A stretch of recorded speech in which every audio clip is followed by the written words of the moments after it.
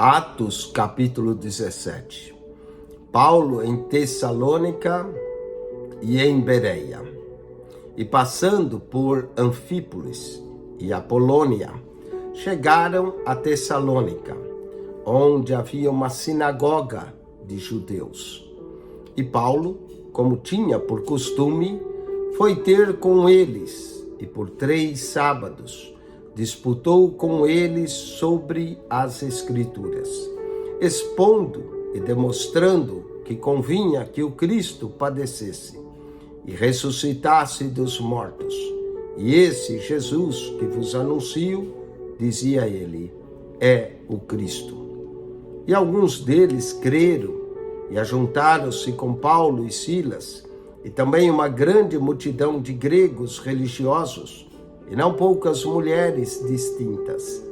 Mas os judeus, desobedientes, movidos de inveja, tomaram consigo alguns homens perversos dentre os vadios, e ajuntando o povo, alvoroçaram a cidade. E assaltando a casa de Jason, procuravam tirá-los para junto do povo.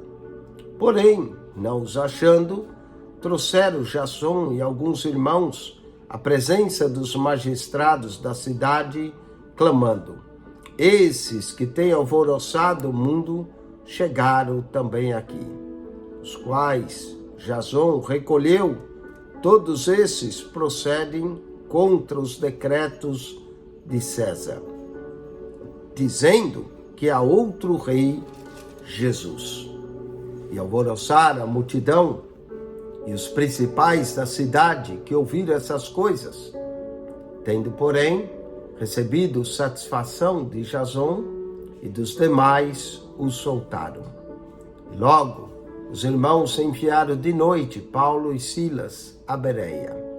E eles, chegando lá, foram à sinagoga dos judeus. Ora, esses foram mais nobres do que os que estavam em Tessalônica, porque de bom grado receberam a palavra, examinando cada dia nas Escrituras se essas coisas eram assim. De sorte que creram muitos deles, e também mulheres gregas da classe nobre, e não poucos varões. Mas logo que os judeus de Tessalônica souberam que a palavra de Deus também era anunciada por Paulo em Bereia, foram lá e excitaram as multidões. No mesmo instante, os irmãos mandaram a Paulo que fosse até o mar, mas Silas e Timóteo ficaram ali. E os que acompanharam Paulo o levaram até Atenas, e recebendo ordem para que Silas e Timóteo fossem ter com ele, o mais depressa possível partiram. E enquanto Paulo os esperava em Atenas, o seu espírito se comovia em si mesmo, vendo a cidade tão entregue à idolatria, de sorte que disputava na sinagoga com os judeus e religiosos, e todos os dias na praça com os que se apresentavam. E alguns dos filósofos, epicureus e estoicos contendiam com ele. Uns diziam: que quer dizer esse palorilho? E outros parece que é pregador de deuses estranhos, porque lhes anunciava a Jesus e a ressurreição. E tomando, o levaram ao Areópago, dizendo: poderemos nós saber que nova doutrina é essa de que falas? Pois coisas estranhas nos trazem aos ouvidos. Queremos, pois, saber o que vem a ser isso, pois todos os atenienses e estrangeiros, residentes de nenhuma outra coisa se ocupava, senão de dizer e ouvir alguma novidade.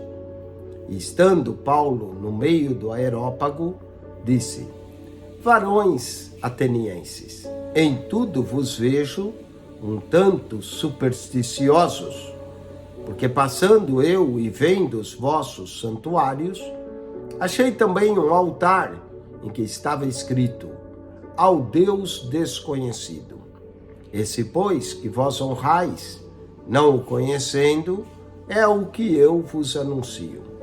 O Deus que fez o mundo e tudo o que nele há, sendo o Senhor do céu e da terra, não habita em templos feitos por mãos de homens, nem tampouco é servido por mãos de homens, como que necessitando de alguma coisa, pois ele mesmo é quem dá a todos a vida, a respiração e todas as coisas.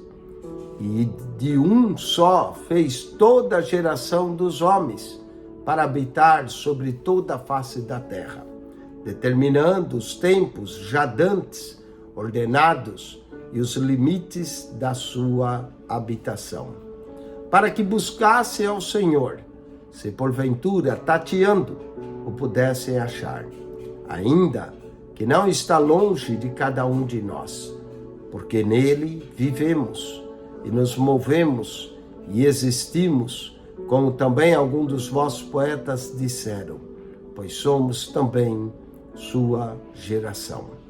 Sendo nós, pois, geração de Deus, não havemos de cuidar que a divindade seja semelhante ao ouro, ou à prata, ou à pedra esculpida por artífice e a imaginação dos homens. Mas Deus, não tendo em conta os tempos da ignorância, anuncia agora a todos os homens em todo lugar que se arrependam, porquanto tem determinado um dia em que com justiça há de julgar o mundo por meio do varão que destinou. E disso deu certeza a todos, ressuscitando dos mortos. E como ouviram falar da ressurreição dos mortos, uns escarneciam e outros diziam: acerca disso te ouviremos outra vez. E assim, Paulo saiu do meio deles. Todavia, chegando alguns varões a ele, creram, entre os quais estava Dionísio, o Areopagita, e uma mulher por nome Damaris, e com eles outros.